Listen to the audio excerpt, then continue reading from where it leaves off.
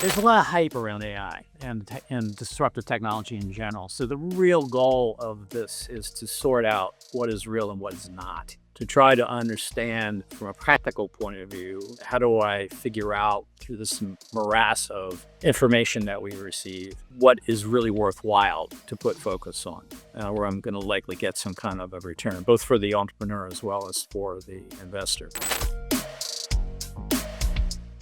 This episode is sponsored by the Alliance for Societal Impact. To learn more about ASI's mission to provide a trusted ecosystem that helps family offices navigate complexity and safeguard lasting legacy, you can visit their website, alliancesocietalimpact.com. Okay, so welcome to Mind the Machine. I am super excited. I say this about every guest, but I really mean it this time because I have on Mike Steep. And Mike Steep is a deep guy. To know him over the last year, we've talked about all the needs and opportunities that are changing in how startups are capitalizing, but are changing and all of this dynamic things. Mike has just been great. Is a real touchstone of how folks should be thinking about innovation. He's got a deep background, Stanford and many other things. And so, Mike, welcome to the show. Can you tell our guests a little bit about your background so they too can be as odd as I am with what you've been doing over the years? Sure. Well, let's see where to start. Had an operating career over 35 years in technology, and I last served as senior vice president of Xerox PARC. Before that, worked with Bill Gates at Microsoft, driving the innovation programs in that company as part of the office of the CTO. But I've been to essentially through every major technology transition since I first was involved in introducing the software on the IBM PC and most recently focusing on AI. I started the Disruptive Technology program primarily because we needed to find a way to bridge what was happening with early stage technology to corporations and their innovation teams. So, what's happened recently is that the technology invention through disruptive technology has accelerated to an exponential growth stage. It's virtually impossible to keep up with it or even manage it. And so these companies, even though some of them are on the front line of selling enterprise applications, working with critical applications for all of us, really are in the dark about what is actually happening on the technology front or even how to engage with Silicon Valley. So that was the purpose of the Disruptive Technology program. And so that disruptive technology program you ran for 3 years, you had amazing outcomes. You engaged and solved a lot of problems relative to the way people should think about innovation, specifically family office. And as I know, you are now launching the Alliance for Societal Impact that has a focus on this innovation, a focus on family offices and in startups. And so, tell us a little bit about the alliance, the partners, the mission, and how people can connect. And I guess more importantly, Mike, why? Why now? Why this team? Tell us about the alliance.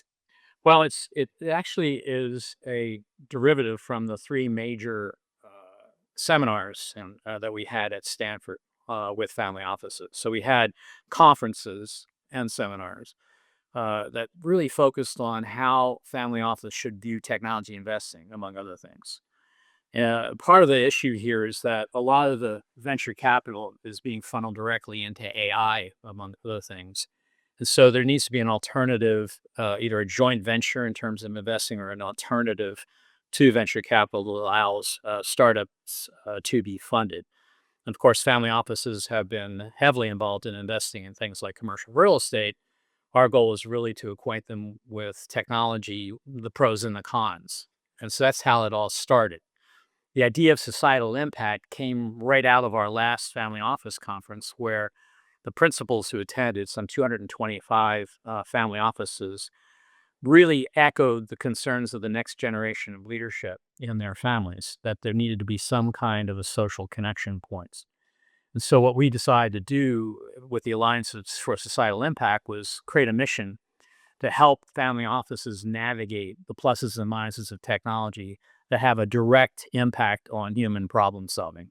Everything from looking at issues around healthcare to figuring out how we best deal with climate change and other things that are going on these days. hmm And so you're and through this mechanism of really the top researchers, the top thinkers, and of course, things that you know intimately, having read and led the playbook for innovation with inside big companies. This is the type of insights that you're parsing out to these families and pairing that with how they should show up in the future, how they should think about now. Is that a great way? Is that a good way to think about Yes, that? I would use the word practical. Okay. So, most people think of academics as conceptual. Given my operating background, it's very difficult for me to think about anything that's conceptual without having a practical impact. And so the real goal of the alliance is to have a practical impact. These aren't what I would call things that are out 10 years or dependent upon a whole series of things happening. These are things that can happen in the next several years. So that really is the focus of what we're doing. And we have partners on board, including yourself, some of which served as part of the Stanford Disruptive Technology program with me, two family offices in particular. But we have partners that also involve faculty members from not just Stanford, but also from Columbia, MIT, and other leading engineering schools. So one of the advantages of the alliance is basically to create a platform that is sustainable. So instead of just having a conference, of which we are all getting excited about, we leave the conference, we get back into our normal state of affairs, and then there's no follow on. What we're trying to do is create a platform so that what we do results in impact for the longer term. So once you leave the conference, there are a whole series of follow on action items that allow us to continue to provide innovation and advice and counsel to the family offices. Yeah, and that's great. So it's not a one and done. It's really No. in lockstep, persevering through, which we know the future forward is going to be colored by AI, and it's really important to get our bearings there, but in a perpetual way. And I think that's pretty significant. On the website, alliancesocietalimpact.com, we talk about the mission, we talk about the partners, we talk about the conference that's coming up in Yeah, March of that's in March. 2026. hmm Yeah, talk a little bit about what you see for that conference in March and how folks can get involved. Well, we've assembled a really amazing group of speakers. For example, we have one of the leading venture capitalists from Silicon Valley, a senior vice president from Microsoft who launched some of the original software that was designed for the cloud, a whole host of technology experts, but also, in addition to that, people who are familiar with change and how to plan through change. So, for example, we have a professor from Columbia University that focuses really on how to develop a strategy in with extremely volatile situations, things that disruptive technology do in terms of changing business models. In addition to that, we also have a lot of family offices themselves talking about their issues. So the whole goal of this session is not just to inform people about what is happening, but also both the pros and cons of the technology itself and where to focus on investing. And then following on with that, connecting the next generation of family office to the next generation of engineers and people who are actually creating the technology. So we have something called the summer internship program where we're going to match up top PhD students from the engineering schools with next generation leaders in family offices as part of a summer program following the conference. Yeah, and that's a really powerful, practical way to connect, legitimately with, how to think about this from top researchers. This is great. Mike, what role would you say that innovation is specifically? You're here addressing the startup San Diego here at the Qualcomm Institute in this keynote. What role and what would you say to startups that are innovating in AI? What should they be thinking about? What role would they possibly play in something like the Alliances conference? Well, we're going to be presenting a number of startups at the conference itself, and Startup San Diego is a great mechanism for us to bring local talent into the mix. So we have people and experts from all over the place, Silicon Valley on the East Coast, from MIT, from Columbia, some of the great schools. So what we really want to do is have a global mix of talent and allow San Diego itself to build upon some of that talent and understand from other people what is actually happening in Silicon Valley and some of the technology development.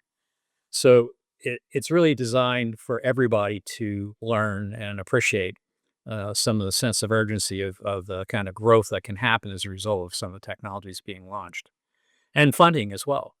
So it's another funding opportunity for people here in the San Diego region. And San Diego itself is sort of growing up. Having spent a lot of my career in Silicon Valley, and I'm now living in San Diego in Rancho Santa Fe, I can tell you that the whole county here and what has happened with technology change has been very dramatic. Now we need to make the connection points, not just in San Diego County, but with Silicon Valley and some of the other major engineering and talent centers around the world.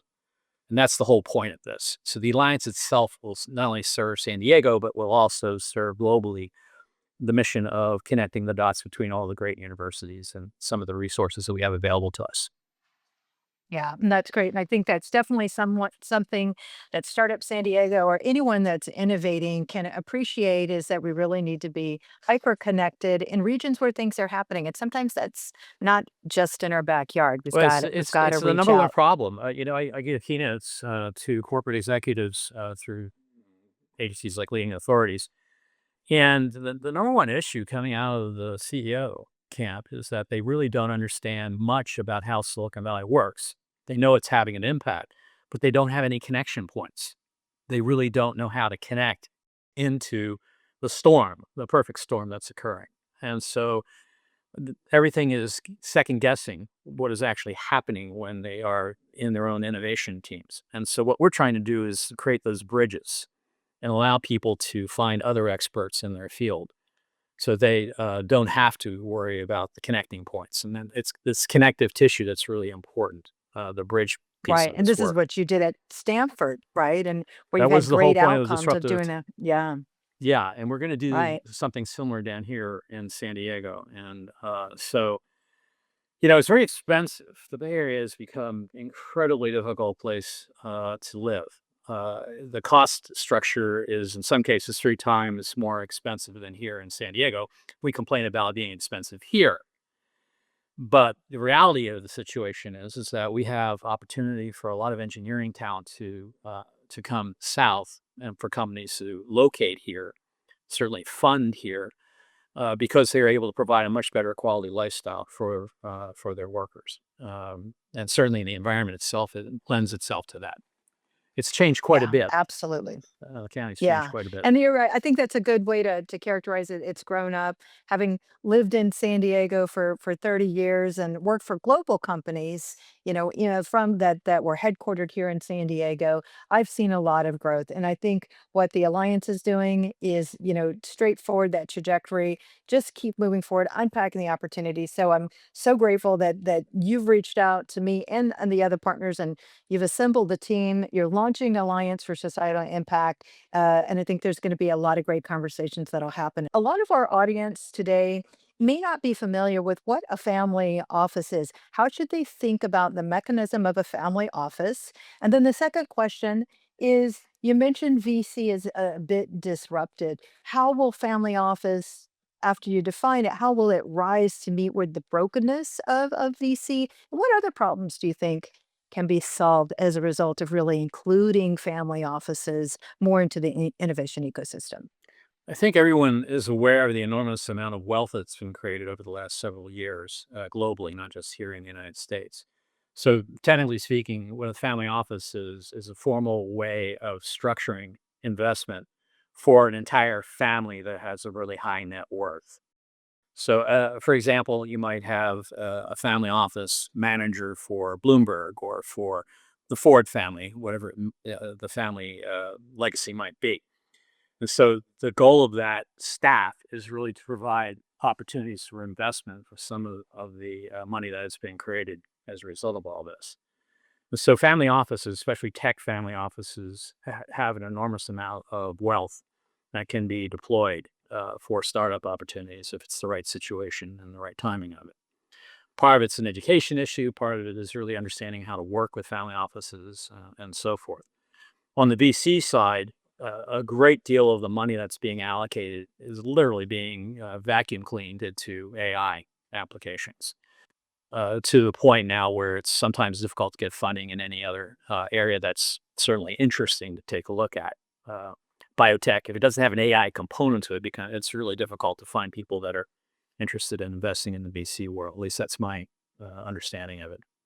So this is an alternative, an opportunity really to find additional funding sources. Excellent. And it's going to augment what the desirable opportunities that maybe VC isn't serving the entrepreneur and innovation community. This is another way for entrepreneurs to think about to Yes, advance exactly. their Mhm. innovation, right? Yes, exactly. Excellent. And Excellent. in many cases, a lot of these family offices, especially the tech family offices, already have a baked-in understanding of how applications work, and so you have, a lot of expertise available now. Didn't used to be that way. That's one of the major changes that's occurred. Yeah, there's a lot of hype around AI and disruptive technology in general. So the real goal of this is to sort out what is real and what is not, to try to understand from a practical point of view, how do I figure out through this morass of information that we receive what is really worthwhile to put focus on, where I'm going to likely get some kind of a return, both for the entrepreneur as well as for the investor. And that is the chief problem. The amount of information, the amount of, I would call it conceptual work and amplifying the importance of certain technologies sometimes does not meet reality. And so our goal is really to take a look at the realistic ability to apply technology to human problems. And that is a real need. So amazing. Well, thank you, Mike Steep, again with the Alliance for Societal Impact. Up next, we're going to talk to the other partners of ASI here at Startup San Diego Week 2025. Now, hear the keynote session, Harnessing AI and Disruptive Tech for Enduring Legacy and Societal Flourishing, at Qualcomm Institute with Alliance for Societal Impact with partners Bob Bernstein, Lonnie Ginger, and Cheryl Goodman. Lever to create change, that the health of society rarely rises above the level of the health of the businesses and the families in that society. So that's my why. Yeah, and that's a good one. So over to you, Bob, and also I'll mention the nonprofit that you run, Guitars Over Guns, and I would love to have you also touch on that. So, but yeah, your why and your legacy with family offices. What we'll unpack before we jump to Bob is why family office? What does this mean to startups? If you're sitting in the audience, you're like, should I know about this? What does this mean? How should I think about this? Especially in a changing and I think disruptive time relative to how startups capitalize. So with that, Bob, your why. Well, first I want to grow up and be like Lonnie and all three of those guys. That was a great panel. Welcome everybody. My why is just having an almost extraordinarily blessed life and career that comes pretty much from the resilience of having to deal with some tragedies. But my dad's dad died when he was 13. And that was a pretty profound part of his world for us growing up with a dad who had to drop out from the 9th grade and education was everything. So we were sort of implored to really drive our educational values. And we kind of brought home A's, not because you were punished if you didn't. We brought him home because he was so overjoyed when you did, because he knew that was the ticket to success. And, I always thought he was the, greatest dad in the world, but without an education, didn't think it was academically anything. And then at one point when I was 13, he asked me to help him study for a securities exam. He decided that was a decent way to make some money. So by the way, with the 9th grade education, all you can really do is lift, heavy things or sell. Fortunately, he was one of the great listeners of the world, so he could sell anything because he cared so much about who he listened to. So that's kind of foundational because when he asked me to help him with this exam, at the end of the weekend going through, remember the mimeograph paper that you would pick up and smell? So one full weekend's worth of asking him all those questions, he took the exam and he got 897 out of 900 right. And so it kind of changed my view of my pop. the race forward to the next issue is that he then passed away at 53. I was in my 20s and the oldest of 5 kids. And the thing that just kept driving me crazy was that my kid brother, who would have been 14, and all the rest of my siblings between us, I was the oldest, got only a fraction of him. I got all of them, at least for my life. And so I just started to record everything that I could think of about the way he parented us. And his biggest issue was find a passion. I don't care if you're a garbage man, be the best, and you will be making a living doing something that you're happy with. Mm-hmm. And if you do that, you'll eventually give back, and that's the cycle we're looking for.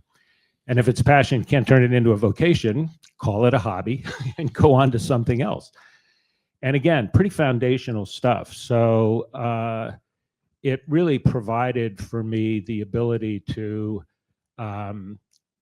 take risk always, because, and that's one of the things you heard about our panelists before. If you are mentored at home that there should be no fear of failure, but actually celebration of it as a stepping stone to success, it is amazing how empowering that is. Mm-hmm. And so that really kind of, without me knowing it until many years later, unleashed an extraordinary career that started with IBM. So I had a pretty good grounding in technology as a start. And for any of you that remember IBM in the 70s and 80s, their training program was worse than the Marine Corps. 27% were the graduates of every training class, which never made much sense to me for all the money they spent on recruiting. But Big Blue is Big Blue. And then I had a series of evolutions career-wise that wound up ultimately into institutional money management, and really kind of dedicating my focus on being a fiduciary. And, you know, once you take the responsibility that you're always putting somebody else ahead of you, it separates almost the entire world who are looking for some kind of a quick sell or their own issue or reason for doing something. And that allowed me to build an incredible network. And it was institutional money management. So that meant I had the great fortune of traveling around the world and visiting with heads of state, you know, whose sovereign funds we were managing. And all this is just by way of saying that when I finally got to the point where 2 big firms in the money management area, Brinson Partners in Delaware, each sold. Both of them were pretty good sized liquidity events for me. And I remember coming home to tell the boys that I was quitting. And we had a beautiful house on the lake in Chicago. And they said, well, does that mean we have to move? And I said, no, but you guys have heard of trust funds? Oh, yeah, we've heard of trust funds. I said, well, trust me, there aren't any funds for you. It was the defining moment to say, you know, your mom and I are at a point where if we manage the money we have well, you know, we can start taking some risks and doing the things we'd like to do. The guys talked about that empowerment. And then that was the start of our family office now 25 years ago. And there was a whole series of opportunities, but the biggest and best and most fun for me was starting up Guitars Over Guns with my oldest son, who's a terrific global renowned trombone player. And this organization was the first time I could build a company from start that was not for profit. And, you know, it's still mission, vision, values, improving your metrics. So 17 years later and 15,000 kids whose lives we've changed, it's really been quite profound. Yeah, no, it's pretty impressive. And I would just say, I'll just talk on behalf of Mike Steep. So Mike Steep is the really the progenitor, the idea behind it, as he had started the Stanford Engineer Disruptive Technology Program. You both were part of the Stanford Engineer Disruptive Technology Program. And for 3 years, you ran an amazing conference that had significant incomes. You're here tonight because you're going to be doing a similar thing in 2026 in San Diego. And so, when you think about this community that's comprised of educators, academics, students, innovators in hardware and deep tech, what is the number one thing that you would want to share about the mechanism of family offices? And again, we talked about, capitalizing your startup is probably the most challenging part of business. What's different about family office? Why should they care?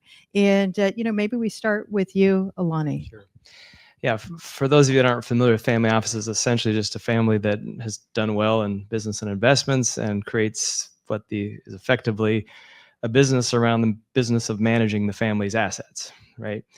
And what is fascinating to me as an entrepreneur that has at times in early stages relied on venture capital to now being on the other side and being on the funding side more often than not of new ventures is the difference between short-term and long-term thinking. And what you'll find uniquely with family office money is that we tend to generally have that long-term view. We're not in this because we need to just make another buck. We're in this because we're trying to create a legacy multiple generations from now that we'll be proud of, right? And what I find is that entrepreneurs love working with that kind of capital. So with the Alliance for Societal Impact, we're creating this ecosystem where we can connect that kind of long-term investment, values-driven investment mindset with entrepreneurs, with brilliant innovators who have ideas and businesses that can move the dial in society toward good over generations, potentially, right? And those are the kind of plays that we love making. And so our alliance is connecting that kind of family office ecosystem and capital with those innovators that really also are purpose-driven and care about that long-term impact and have the passion behind their purpose. Because I'm telling you, when and I'm sure you're the same, Bob, when you evaluate investments, the number one thing I look for is in the founders, is there clear what we call spiritual capital. Don't go woo-woo on me. That's like, is there this spirit that is driving them? That is the most important form of capital, right? Do they have a value center? They have a purpose that's going to carry them through those absolutely insane startup phases, right? And those deep, dark nights that it takes to be successful, and give them that resilience, right? So when we see that, and then of course it's got to be paired with the fundamentals that it takes to be successful in business, right? That's a given. That's just the bottom rung, right? Yeah. Gotta achieve that. Yeah. So we're trying to pair the best of those worlds through this alliance. And so, yeah, we'd love to have you, especially if you're innovators. We'll have a part of this event coming up here in the spring in San Diego. We'll be able to showcase some innovations in front of other family office investors and look for some people we can run with in the long run. Yeah. Well said. The heart of the alliance itself are these enterprise level families that really have the kind of capital that can really make the impact in the areas that matter most. So you have to take a big step back and think of these major family enterprises, and we're talking about, in many cases, literally billionaire level families. And at the heart of our world today, we're at probably the deepest geopolitical divide we've ever witnessed. Yet we've been deeply politically divided for 260, 50, 40 years, whatever we are now. But this seems a little more profound. And what raises the stakes is AI itself. If you asked any one of these major families what the biggest risk that actually exists today, it's who wins the AI world geopolitically. And so China is the only enemy that actually matters for those of you keeping score, they've been around 6,000 plus 7,000 years. Russia and Iran and the rest are kind of bit players in the grand scheme. And we need to figure out how to coexist with China. So what the alliance is really looking to do, stemming off of what we accomplished at Stanford, was for the first time we thought about sustainability not just as environmental, which there's no question we're scarring the planet, we got to figure out what to do with it. But there's so much dis and misinformation about energy, about carbon footprints, about everything. So the question is, how do you build a community of such trust where each member of the alliance is capable of effectively determining whether all the rest of the members are bringing something to the table? So this is what makes what we're looking for unique. This is the ultimate why for all three of us, because we all recognize that at the heart it's geopolitical. We have to win that war. Environmental, certainly. And the last existential risk is the risk of family itself as an institution. And just as Lonnie described, all these things that really bind families together. We have $70 trillion that's about to go over the transom from my generation to the rest of every one of you under 65. And so most of that could well be squandered when the second generation and third behind them feel like the parents did a great job building all this wealth, but they outsourced the parenting. And in that, there's a lot of vulnerability. So a lot of that money could well be squandered. And the alliance is about all three legs of this stool: the big risk of winning the big war, the environment, and the family structure. Yeah. And so a way to think about practical application of these incredibly large ideas is weaving in academic leaders, folks who have really deep insights of these verticals, of these industries, things like cybersecurity and so forth. So maybe we talk just a little bit about what that academic role is. And Go ahead, Bobby. Well, so again, we accomplished something extraordinary at Stanford in terms of bringing these three sort of circles around purpose to bear. But one of the things, and this is what makes Mike Steep a great partner, Mike is really the technology side of this whole thing. So Mike was a Microsoft engineer, literally sat in Gates's office, had a tremendous amount to do with the evolution of Windows, and most importantly, Microsoft being enterprise oriented, actually selling the very solutions it was using for itself to manage its own business was where he was at the heart. And then he went on after retiring from Microsoft to develop the Palo Alto Research Center, and then moved to Stanford's almost 4 or 5 times the number of tech centers that Stanford has, and finding a way to essentially help the professors at Stanford get direct access to opportunities where their research could be commercialized. 80% of those PhDs don't know how to run a P&L. So Mike's big thing was, you got to show me a 10x return on the research dollars in 2 years. If you can't do that, there's no point in going further. And what that did was created for the partners that were using that technology, of which I was one for a business deal, and effectively disintermediated the McKinseys and Bains of the world, who take that very same research and upcharge it to $2 to $3 million for what would be 100, 200 grand chair or endowment. And so that is exactly what now is going to move forward, except we all learned in the Stanford experience that university administrations are kind of all about the fundraising, and everything goes there. So Mike decided that the other sort of disintermediation in order to really get the trust circles built was to go to MIT and Caltech and Wharton and Northwestern and Harvard and have the PhDs across the board be a collection of academic truth. So peer review is critical.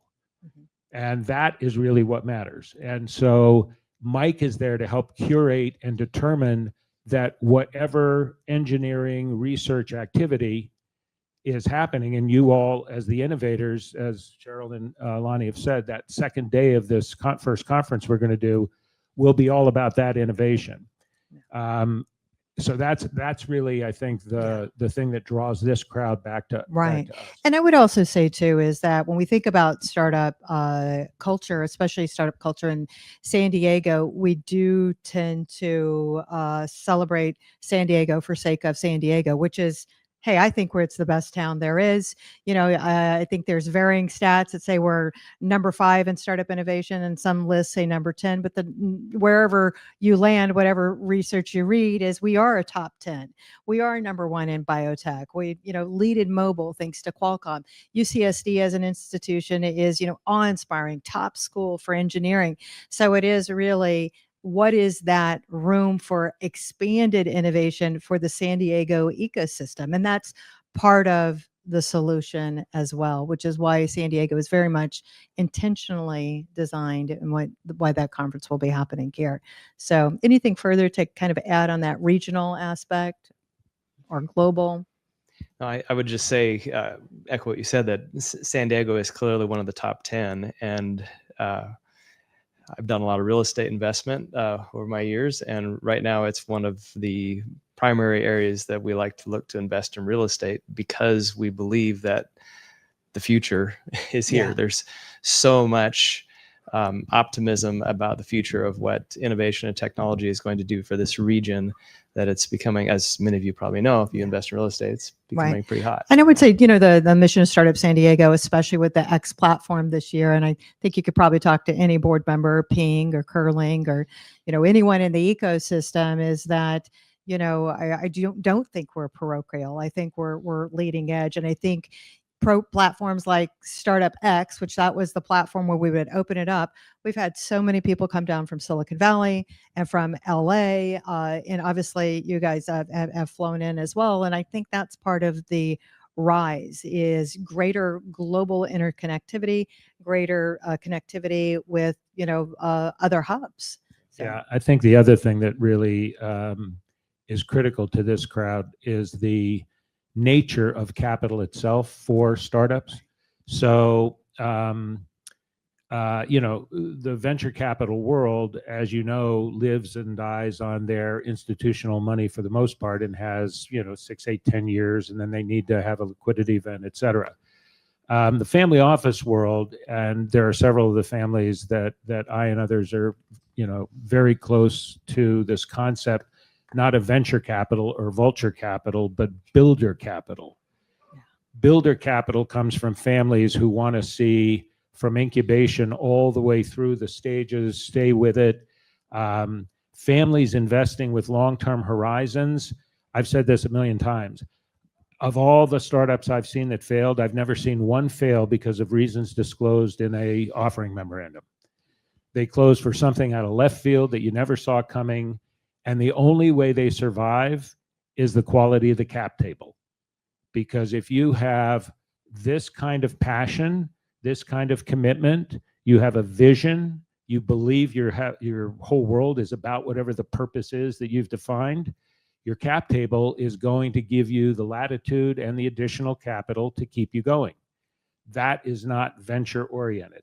And that's a really significant reason why, whether it's San Diego, I live in Miami. Miami is the parallel. I mean, that's why I love coming here. It's literally, we're the true growth cities. Technology is driving both of our evolutions, and it's really cool to watch. And you got someone like an Erwin Jacobs, who's the kind of founder almost of the tech world here, and it's invigorating. Yeah, not only tech world too, it's just the art side. Every major theater, every cultural icon in this town has the Jacobs name on it. And I guess this is why it's so resonant, is to have Erwin Jacobs, as someone, a longtime Qualcommer, myself, to have him on this stage last year. He was resonating a lot of those same themes. And it's, it's not about transactional, it's about, can you build into the community legacy plus culture, which is, I think, why it's pretty cool. You do your guitars over guns. I keep saying guitars over guns because I said guns over guitars earlier, and I'm trying to emphasize that we do want the music, not the murder. Okay, so So with that, but I also want to just double click on Lonnie. So Lonnie, you're a two-time author. You had your first book was Beyond Business. Maybe you could touch on that a bit, and then you have another book called Beyond Fortune. So speaking to those timeless truths beyond transaction, give us a brief on Beyond Business and then the second pending book. First of all, I'm not an author at the core. I'm a business guy. But I do like to learn, and I learn best when I write and journal. Yeah. And so that's where Beyond Business came from. I kind of have a wacky background. I was raised as a pastor's kid in this home where I thought that the best, if not the only way to make the world better was to be a pastor. So I started on that path, and my formal education's in theology, believe it or not. But pretty quickly I realized that my real passion was making a tangible difference in the world, and figured I probably do that better through business. Couldn't get a job because of my education. Nobody, where do you hire somebody with a theology degree? So I had to start a business, and that started me down this path of 40 some years ago, being an entrepreneur, and just fell in love with the process of building leaders and teams that made a difference, a tangible difference in the world, like really shaped society. But it felt a little bit guilty, like I left somehow some higher, cool calling or whatever. And so over a lot of journaling and talking to a lot of successful leaders who would really move the dial in society through their businesses, I came to this firm belief that I articulate in the book Beyond Business, that business is indeed the primary platform to shape the world, especially when it's done by leaders who understand how business works and are disciplined to the fundamentals of business. I call that level one business. And most of you, if you're in business, you're in level one. You're providing a good product or service, hopefully at a profit eventually, right? And you're doing great work for society. If you're paying employees, you're helping society, right? If you're supporting suppliers, you're helping society, right? If you're, providing taxes, hopefully you're helping society. Okay, sometimes you might question that, but literally, when we just build a business, we're improving society, right? So that's level one. But level two is what I call building beyond business, where you get past that point of just creating the fundamentals of business, and you can start to really go the extra mile to build value into the lives of your employees, your customers, your stakeholders in the business. And that starts becoming really rewarding. And then we have what we call a level three that we teach in businesses we invest in, where you actually move past that and you start to intentionally invest time, effort, strategy into elements of your business that can actually transform society from a causal, systemic perspective, right? So, just a basic of that, like in one of our core businesses, we, for years, we did things, extra mile things for employees. Like, we would pay our, thousands of employees to take time and go through courses that we created internally to help them develop their personal values, their personal life mission, right? And develop a personal strategy for enhancing their individual lives, right? And sometimes investors are like, what does that have to do with business? But it so engaged our team in the value of this community and our business that they were part of. We were building beyond business, but it was truly building our business in the process, right? And then we went to, contributing a percentage of our profits into a giving pool each year that we would divide for years. We divided up in multiple businesses, our employees in giving teams, and each giving team gets a percentage of the company's profits each year, and they're self-directed cross-functional teams, and they get to choose the cause that they give to, and it became a competition. Our Christmas parties were like crazy over the moon, because that's when we would announce these things. And so instead of just the normal boring Christmas party, we have slideshows and nonprofits coming in, and people, our teams, giving teams, talking about the significant impact. And like spouses come to these and not a dry eye in the audience, right? Because they realize that this business is not just about making another buck. We're intentional about giving back. So that's level two. But level three is like some of our business now. One of our businesses we have, like, we're very intentional now. Level two was giving to this cause that this business cares about, solving the problem of orphans, right? Did a lot of cool stuff there. Level three is now doing some really cool things through our business and our connections and our influence to solve what we call the parentless pandemic, the global parentless pandemic, right? That's level 3 type of transformation. So I just want to encourage you as entrepreneurs, start with that vision of how can you use your business ultimately to transform society, but give yourself grace to go through the levels. That's why we've defined this paradigm. Like just earlier this week, I was coaching one of our CEOs of a business we've got a pretty substantial investment in. And he's 3 years in, he's got over 100 employees now. And, we've talked about this for 3 years. And he kept saying, but Lonnie, we're just trying to make a profit. Give me a break. I said, I get it. But I want to make sure you keep that vision in front of you and your team. So this week, for the first time, they finally are actually making a legitimate profit. They're super excited. And this week, he said, for the first time, our entire leadership team went to a whole another level of engagement, because now we're talking about doing these, and he listed the specific level 2 things and a vision they have for level 3, where they're really going to move the dial on a certain aspect of society in their business. So it's a journey. Give yourself that grace to go through the journey, but start with the vision. And I think we heard that too from all of our prior unicorns on the panel, right? And that was not a prompting to, curate a theme. This was from the heart from each of these CEOs and CTOs, which I love about that people are being more intentional about the human impact. Earlier when we were talking, we talked about, what kind of technology is AI creating? What kind of technology are we creating? And I think it was you, Lonnie, and maybe it was Bob, but you said, what kind of humans are we creating, right? And I think that is at the essence of what the Alliance for Societal Impact is kind of take that macro level view of the impact that you're having on humanity through not only jobs, but how you're raising children. That comes back to legacy, which I believe as the end of the day, Bob, is the family offices are really looking to leave legacy and to equip future generations. So maybe we land on that response there. And then we didn't plan on doing questions, but, I do see we have a mic, so maybe we take a few questions too. So go ahead and we'll jump on that, Bob. The only thing I would say, being invested on both sides of AI at this stage, is that I kind of put AI into 2 camps at this especially for this audience. One is true generative AI, writing code, and programming that code in a way that you get what in one of the firms that is doing kind of a complete disruption of the search engine optimization world. What would have taken a year just 2 years ago was done in a weekend 3 weeks ago. And the pace with which that kind of company can jump up into the leaderboard world, that is truly where you can get outsized valuation, because there's real drive and purpose. You can see where that code might go, and you don't really need revenue, because all your time really needs to be spent in provisionally and then fully patenting the things that you've done. And then, testing it across the world, deep seeking each of the ones behind you. Very excited about that world.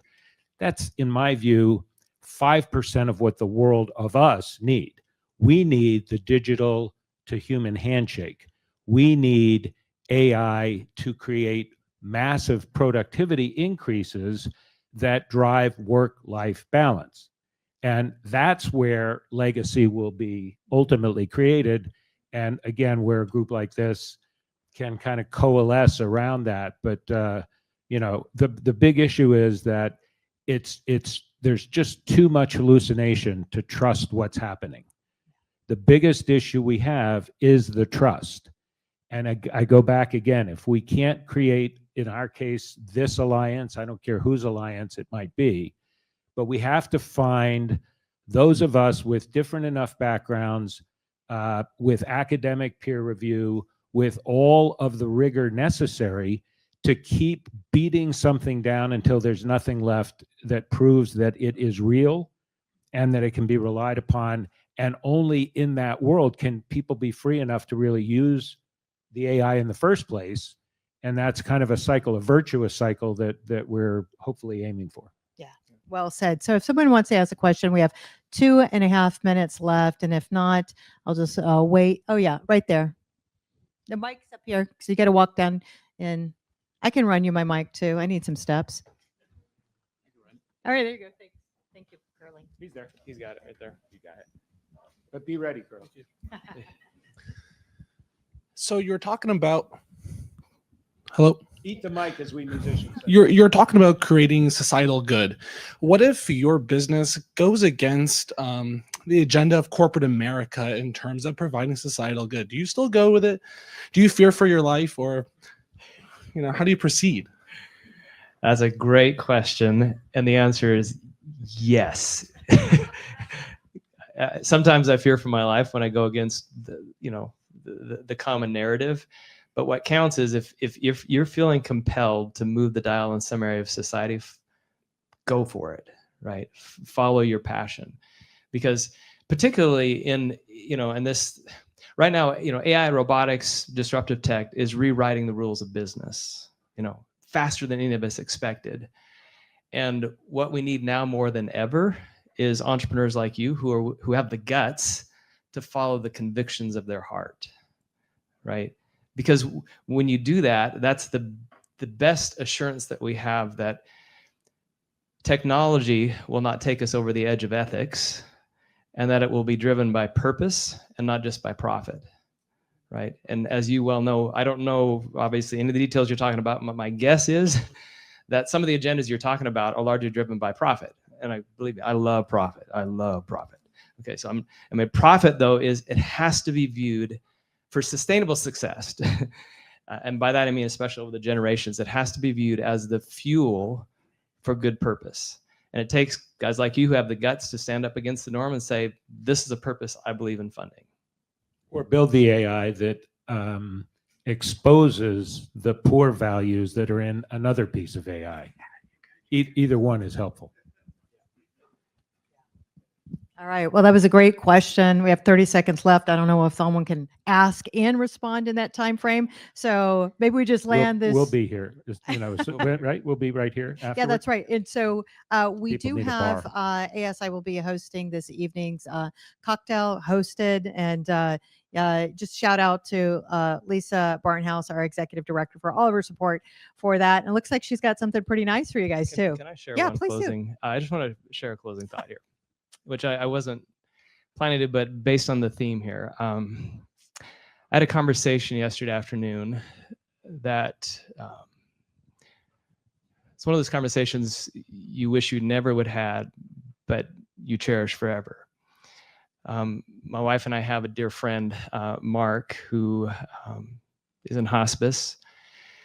And he told his wife, I want to have one more conversation before the morphine takes me under completely, and I can't have a conversation anymore. And he said, I want to have it with Lonnie and Shelley, my wife. And you have to understand, Mark is a guy that for over 40 years now, done multiple businesses with, multiple investments, traveled together, done holidays together. They never had kids, so they adopted our 4 kids, and our 7 grandkids now are like theirs. We're having this last conversation, and through laughter and tears, Mark started to slur his words a bit, and I knew it was probably the last sentences I'd hear from my friend. And I said, Mark, do you have just one last word of wisdom for me? Because he's a guy where many times he always carried 3x5 cards, and I was 2 pens in his pocket. He joked, said, last week's first time I haven't had 2 pens in my pocket. And it wouldn't be uncommon for him to write down a word of wisdom and hand it to me in a meeting or something. So I said, Mark, you have one word of wisdom at the end. And he didn't give me a word of wisdom. He said, I want you guys to know that